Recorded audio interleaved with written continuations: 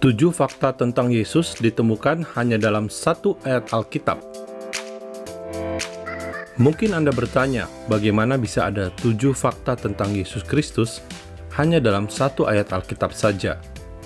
Nabi Yesaya bernubuat, sebab seorang anak telah lahir untuk kita, seorang putra telah diberikan untuk kita, lambang pemerintahan ada di atas bahunya, dan namanya disebutkan orang, penasehat ajaib, Elohim yang perkasa, Bapa yang kekal, Raja damai. Inilah penjelasan masing-masing predikat tersebut yang merujuk pada Yesus Kristus. 1. Seorang anak telah lahir. Kelahiran seorang anak dalam sebuah keluarga adalah peristiwa besar yang disambut sukacita. Namun Nabi Yesaya menyebutkan secara khusus bahwa akan ada seorang anak yang berbeda akan lahir ke dunia. Nubuatan ini disampaikan hampir 700 tahun sebelum kedatangan Yesus Kristus yang terjadi melalui proses kelahiran sebagaimana bayi manusia di seluruh dunia. Namun Nabi Yesaya menyebutkan seorang anak telah lahir, bukan akan lahir, yang menekankan pada kepastian penggenapan firman Tuhan tersebut. 2000 tahun yang lalu, Yesus Kristus, Tuhan, sudah datang sebagai manusia. 2. Seorang putra telah diberikan. Meski Yesus Kristus lahir sebagai manusia, namun Yesus juga adalah pemberian dari Tuhan itu sendiri. Tuhan sendiri yang memutuskan untuk datang ke dunia sebagai manusia melalui kelahiran yang ajaib, tanpa melalui persetubuhan laki-laki dan perempuan. Benih ilahi ada pada Yesus Kristus.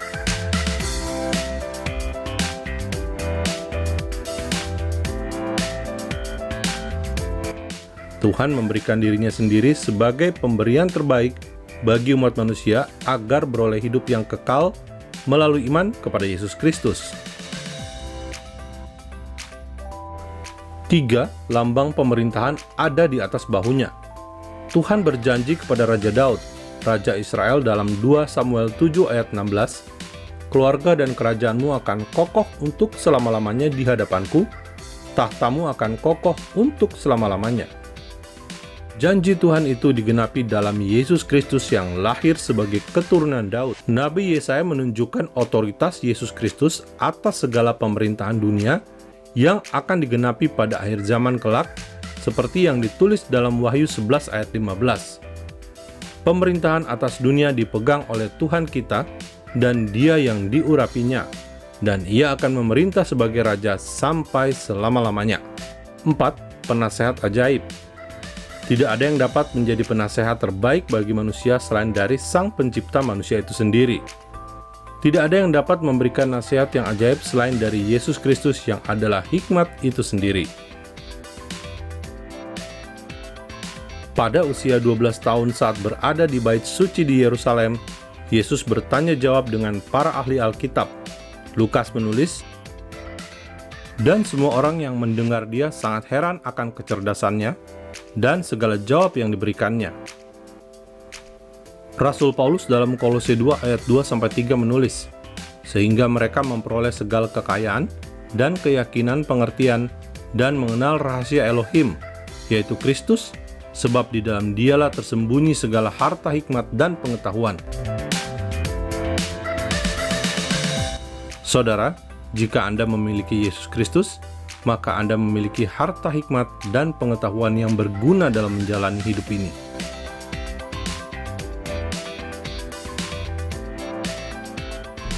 Lima, Elohim yang perkasa atau El Gibor. Pujian tentang Tuhan yang perkasa beberapa kali muncul dalam Alkitab Yahudi atau yang kita kenal sebagai Alkitab Perjanjian Lama. Ayub 36 ayat 5 misalnya tertulis, ketahuilah, Elohim itu perkasa. Atau Yesaya 10 ayat 21, suatu sisa akan kembali, sisa Yakub akan bertobat di hadapan Elohim yang perkasa. Nabi Yesaya bernubuat tentang keilahian Yesus Kristus sebagai manusia, sekaligus sebagai Tuhan yang perkasa. Di hadapan Yesus Kristus inilah semua manusia bertobat untuk memperoleh hidup yang kekal. 6. Bapa yang kekal. Bangsa Israel sangat memahami konsep Tuhan sebagai Bapa. Nabi Musa berkata kepada bangsa Israel dalam Ulangan 32 ayat 6, Bukankah Ia Bapamu yang menciptakan engkau, yang menjadikan engkau dan menegakkan engkau?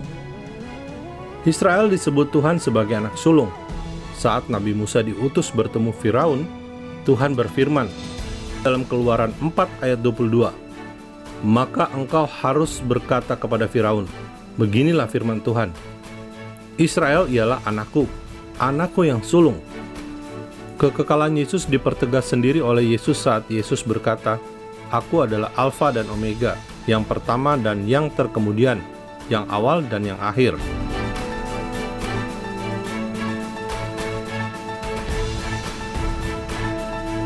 Saudara, hidup yang kekal yang dijanjikan Yesus Kristus hanya bisa diberikan oleh Tuhan yang juga kekal. Tidak mungkin ada hidup yang kekal di luar Bapa yang kekal. 7. Raja Damai. Damai atau Shalom yang sejati hanya ada dalam Yesus Kristus dan hanya bisa terjadi karena Yesus Kristus. Pengertian Raja Damai dalam nubuat Yesaya ini memberikan orang percaya kepastian pada 3 hal, yaitu: pertama, Yesus memperdamaikan kita yang berdosa dengan Bapa, seperti yang ditulis dalam Kolose 1 ayat 20, dan oleh Dialah Ia memperdamaikan segala sesuatu dengan dirinya, baik yang ada di bumi maupun yang ada di sorga, sesudah Ia mengadakan pendamaian oleh darah salib Kristus. Kedua, Yesus memberikan damai saat hidup di dunia. Yesus berkata kepada murid-muridnya dalam Yohanes 16 ayat 33, "Semua itu kukatakan kepadamu supaya kamu beroleh damai sejahtera dalam Aku." 3. Yesus memberikan damai sejahtera bagi dunia. Damai sejahtera abadi ini hanya akan terjadi kelak ketika Yesus memerintah sebagai Raja atas segala raja. Inilah nubuatan yang sedang dinantikan oleh kita semua, orang percaya Yesus.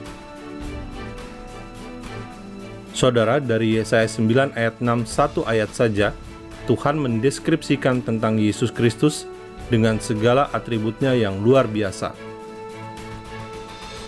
Kita patut bersyukur untuk Yesus Kristus, Tuhan dan Juru Selamat.